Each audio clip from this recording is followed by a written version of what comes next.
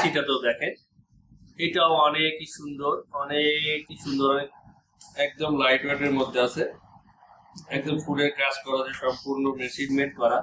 এইটাও আপনার 22 ক্যারেটের উপরে করা আছে। আপনি চাইলে এটা আপনি কাস্টমাইজ করে যে কোনো ক্যারেটই করতে পারবেন, যেমন আপনি 21 ক্যারেটও করতে পারবেন, 22 ক্যারেটও করতে পারবেন। সিঙ্গেল লেয়ারের বেল্টটা আছে।